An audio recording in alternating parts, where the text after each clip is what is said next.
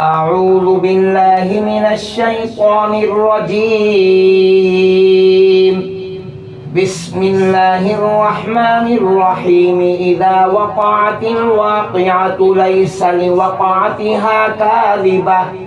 خافضة رافعة إذا رجت الأرض رجا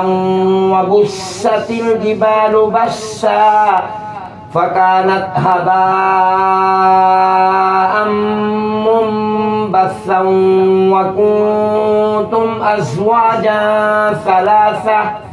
فأصحاب الميمنة ما أصحاب الميمنة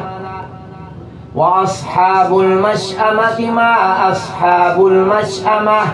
والسابقون السابقون أولئك المقربون في جنات النعيم ثلة من الأولين وقليل من الآخرين على سرر موضونة متكئين عليها متقابلين يطوف عليهم ولدان مخلدون بأكواب وأباريق وكأس من معين لا يصدعون عنها ولا ينزفون وفاكهة مما يتخيرون ولحم طير مما يشتهون وحور عين كأمثال اللؤلؤ المكنون جزاء بما كانوا يعملون لا يسمعون فيها لغوا ولا تأثيما إلا قيلا سلاما سلاما وأصحاب اليمين ما أصحاب اليمين في سدر مخضود وطلح منضود وظل ممدود وماء مسكوب وفاكهة كثيرة لا مقطوعة ولا ممنوعة وفرش مرفوعة إنا أنشأناهن إنشاء فجعلناهن أبكارا عربا أترابا لأصحاب اليمين ثلة من الأولين وثلة من الآخرين وأصحاب الشمال ما أصحاب الشمال في سموم وحميم وظل من يحموم لا بارد ولا كريم إنهم كانوا قبل ذلك مترفين وكانوا يصرون على الحنث العظيم وكانوا يقولون أإذا متنا وكنا ترابا وعظاما أإنا لمبعوثون أو آباؤنا الأولون قل إن الأولين والآخرين لمجموعون إلى ميقات يوم معلوم ثم إنكم أيها الضالون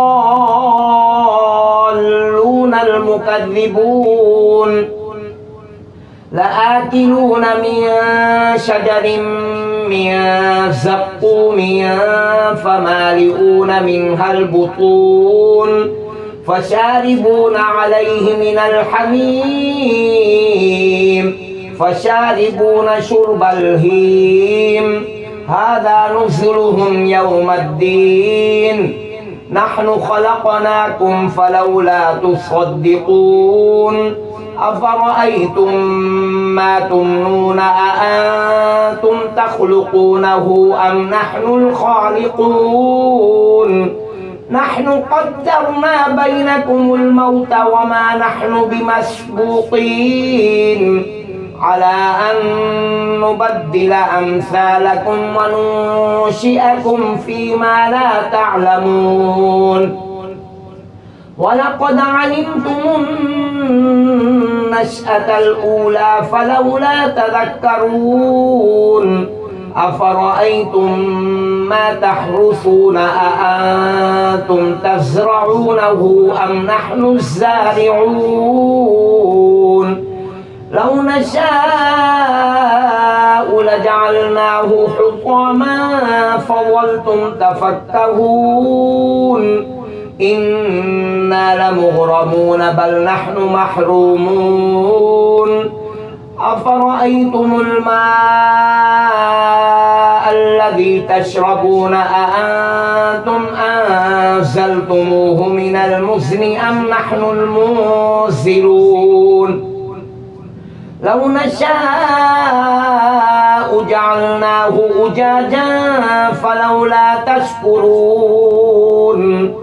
أفرأيتم النار التي تورون أأنتم أنشأتم شجرتها أم نحن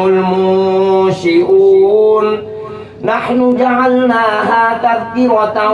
ومتاعا للمقوين فسبح باسم ربك العظيم فلا أقسم بمواقع النجوم وإنه لقسم لو تعلمون عظيم إنه لقرآن كريم في كتاب مكنون لا يمسه إلا المطهرون تنزيل من رب العالمين أفبهذا الحديث أنتم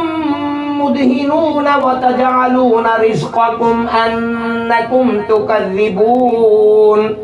فلولا إذا بلغت الحلقوم وأنتم حينئذ تنظرون ونحن أقرب إليه منكم ولكن لا تبصرون فلولا إن كنتم غير مدينين ترجعونها إن كنتم صادقين فأما إن كان من المقربين فروح وريحان وجنة نعيم وأما إن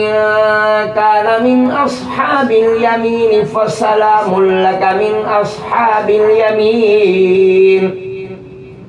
وأما إن كان من المكذبين الضالين فنزل من حميم وتصلية جحيم إن هذا لهو حق اليقين فسبح باسم ربك العظيم صدق الله العظيم.